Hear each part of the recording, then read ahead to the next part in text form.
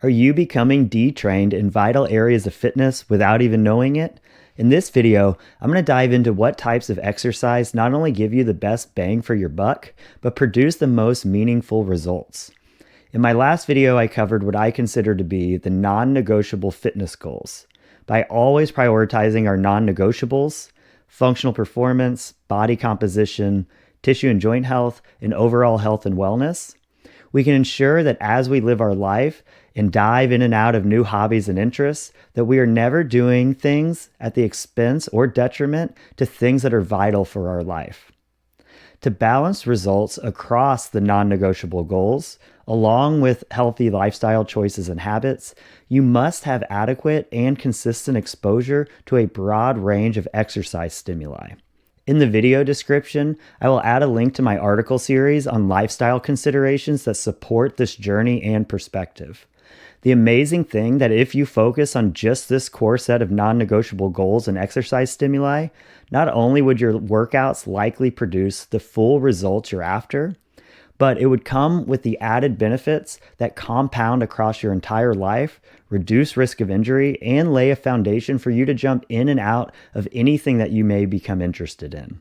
Exposing ourselves to these types of exercise stimuli is critical at any age, but I do want to note that in the descriptions of each category of exercise stimuli that I'm about to talk about, because I feel like the immediate benefits to everyday life, sports, and activities are more obvious, I'm only going to mention why exposure to these fitness areas are beneficial as we age.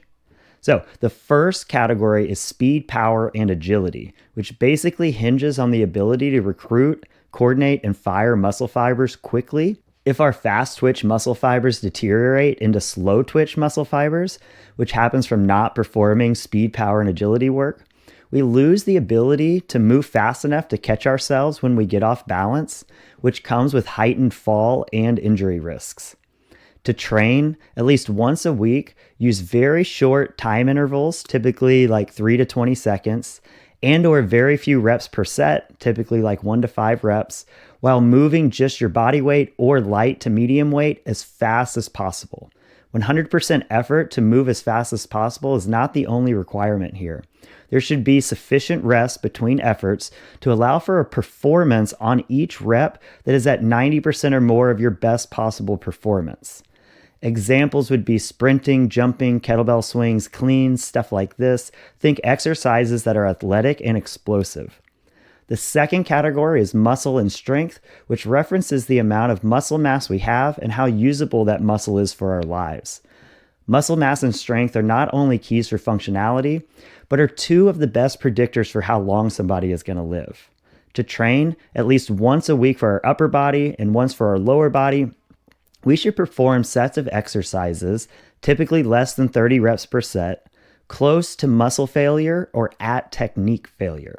At heavier weights, around 75% of a 1 rep max or more, is about where the tipping point is for when the training effect becomes more strength building versus muscle building. But anything in the 1 to 30 rep range will have benefits to both. There should be sufficient rest between sets so the limiting factor is muscle and not another factor like being out of breath. For example, if you choose a weight and or an exercise in which you are only capable of performing 10 reps in a max effort set, you may perform 3 to 4 sets with 6 to 9 reps per set, which would be leaving 1 to 4 reps in reserve in each set. This would likely be a weight that would be about 65 to 75% of your 1 rep max, and these efforts would be challenging enough to have a muscle building, hypertrophy, and a strength effect. There's a gold standard in the fitness industry called Prilepin's table that can provide you a framework for choosing reps and sets at different weights for your workouts.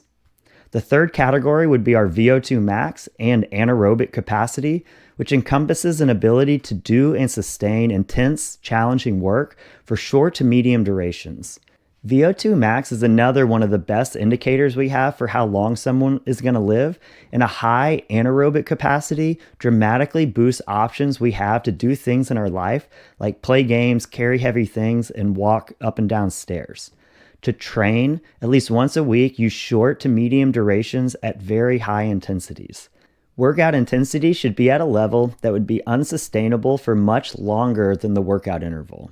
I would describe the general feelings I feel at high intensity as it burns, maybe I'm a little dizzy, and often very out of breath, possibly having to lay on the floor when the workout is over. One longer interval or multiple shorter intervals with rest can all work as long as the intervals are approached with that unsustainable, much beyond the interval intensity. For example, maybe it's something like a 4-minute intervals with 4 to 6 minutes of rest in between. Maybe you could do 32 20-second intervals with 10 seconds of rest, or just one longer 5 to 40-minute interval. Ideally, the program would use a variety of functional exercises and be designed in a way and performed in a way that allows someone to keep moving and pushing through each interval without needing long breaks. The fourth category is endurance and stamina, which is the ability to sustain movement for long durations. These correlate to a healthy heart and keeps the door open for spending long periods of time on our feet, for vacations, hikes, doing yard work, and for being generally active throughout the day. To train, at least once a week perform 30 minutes or more of moving at a pace that would be sustainable beyond the interval. It's common, but not necessary, for endurance and stamina workouts to be combined with high-intensity workouts, where they are performed mostly at an intensity that is sustainable well beyond the prescribed duration, but then turn into a higher intensity workout at the end.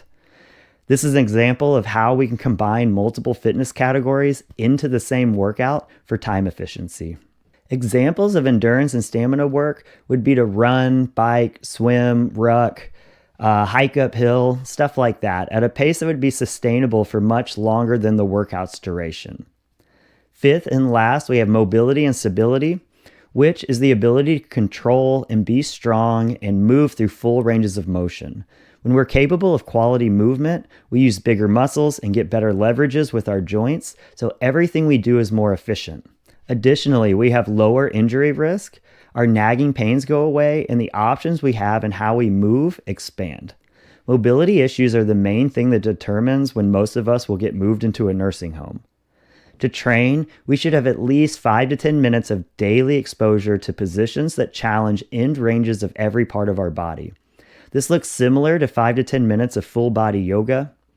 Additionally, we should perform 5 to 10 minutes of area-specific work to target personal deficiencies or soreness, which looks more like using foam rollers and massage balls. I'll add a link in the video description to the Movement Link mobility guides. For an example, I have a 5 to 10 minute habit each morning of yoga-ish movement, followed by 5 to 10 minutes of foam rolling or using a massage ball. Additionally, I perform 5 to 10 minutes of yoga-ish movement as part of my warm-ups, and 5 to 10 minutes of area-specific work as part of my cool-downs. These little chunks add up to a lot of mobility work each week and have been very effective for me. Using these exercise stimuli, we can create an exercise checklist that will ensure that we tick all the boxes required to address our non-negotiable fitness goals. When we go to the deepest levels and figure out why exercise is important, it inevitably leads us to a holistic cross-training program. I'll include a link in the video description to my article series, Understanding the Value of Cross-Training.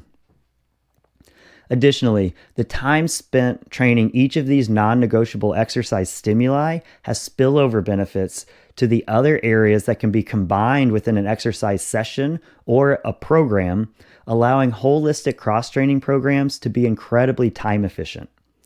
I'll include links to my 2 articles, The Spillover Benefits of Cross-Training and The Time Efficiency of Cross-Training, in this video description.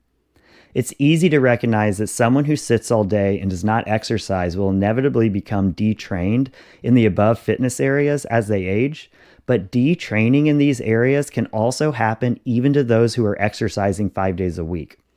Oftentimes, people tend to overinflate the benefits of their physical activity, hobby, or exercise program, narrowing their focus on the positives of what their habits produce when compared to someone who's not exercising, instead of reflecting on whether or not those positives check the boxes that would lead to the non-negotiable goals.